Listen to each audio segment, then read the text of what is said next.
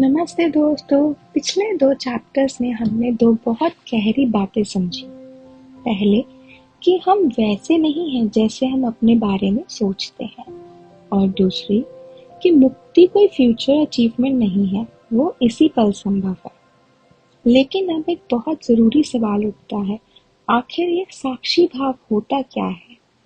अष्टवक्र बार बार हमें साक्षी बनने की बात क्यों करते हैं? और क्या ये सिर्फ एक फिलॉसफिकल आइडिया है या सच में इसे जिया भी जा सकता है? आइए समझते हैं। कभी ऐसा हुआ है कि आप अचानक बहुत गुस्सा हो गए हो? उस पल ऐसा लगता है जैसे पूरा गुस्सा ही आप बन गए हो। या फिर जब डर आता है तो लगता है कि डर ही सच है। लेकिन ध्यान से देखिए, एक हिस्सा आपके अंदर ऐसा भी होता है जो ये सब नोटिस कर रहा होता है, जो देख रहा होता है कि हाँ, मेरे अंदर गुस्सा आ रहा है, मैं डर महसूस कर रहा हूँ, मैं दुखी हूँ। सवाल ये है, अगर आप गुस्सा होते तो गुस्से को देख कौन रहा है? अगर आप डर होते तो डर को नोटिस कौन कर रहा है?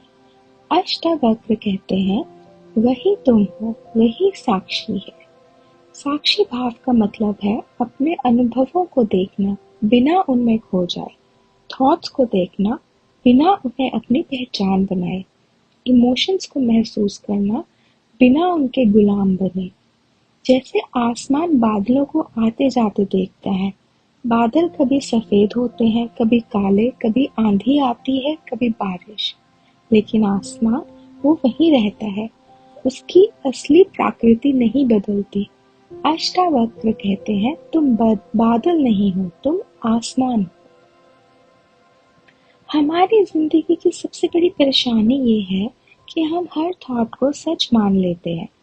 मन कहता है मैं इनफ नहीं हूँ और हम मान लेते हैं। मन कहता है सब कुछ खराब हो जाएगा और हम उसी कहानी में खो जाते हैं। लेकिन साक्षी भाव कहता है ये सिर्फ एक थॉट है, ये भी गुजर जाएगा। और उसी पल हमारे और हमारे थॉट्स के बीच थोड़ी सी जगह बन जाती है, और इसी जगह में आज़ादी छुपी होती है। इसका मतलब ये नहीं कि आपको इमोशंस महसूस नहीं करने चाहिए। साक्षी बनना इंस्टेंसिटिव बनना नहीं है।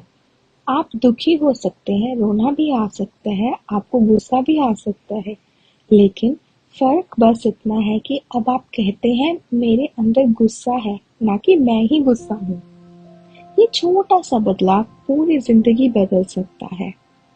आज एक छोटा सा एक्सपेरिमेंट करके देखिए। आंखें बंद कीजिए, 1 मिनट के लिए सिर्फ अपनी सांसों पर ध्यान दीजिए।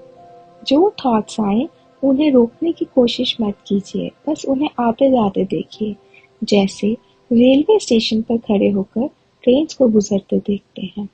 हर ट्रेन में बैठना जरूरी नहीं होता, वैसे ही हर थॉट पर यकीन करना भी जरूरी नहीं होता।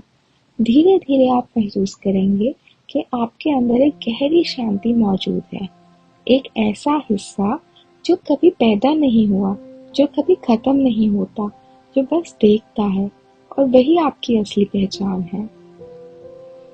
अष्टवक्र गीता का 3रा अध्याय हमें याद दिलाता है कि हम अपने थॉट्स नहीं हैं, हम अपने इमोशंस नहीं हैं, हम अपनी कहानियां भी नहीं हैं। हम वो साक्षी हैं जो ये सब देख रहा है। और जब हम इस सच को जीना शुरू कर देते हैं तो धीरे धीरे मन की पकड़ कम होने लगती है, डर कम होने लगता है, और अंदर एक अजीब सा हल्कापन महसूस होता है। लेकिन एक और सवाल बाकी है, अगर हम साक्षी हैं तो फिर इस दुनिया के बीच जीते हुए रिश्तों, जिम्मेदारियों और काम के साथ इस ज्ञान को प्रैक्टिकल लाइफ में कैसे लाएं? इसी पर बात करेंगे अष्टावक्र गीता के चैप्टर 4 में। अगर ये वीडियो आपको पसंद आया हो तो लाइक जरूर करिए। इस पूरी अष्टावक्र गीता जर्नी का हिस्सा बनने के लिए चैनल को सब्सक्राइब करिए, और कमेंट्स में जरूर बताएं, क्या आप कभी अपने थॉट्स को सिर्फ ऑब्जर्व करने की कोशिश की है? आपका अनुभव क्या था? मैं आपके कमेंट जरूर पढ़ूंगी। और याद रखिए, आप वो नहीं हैं, आपका मन में जो चल रहा है, आप वो हैं जो उसे देख सकते हैं।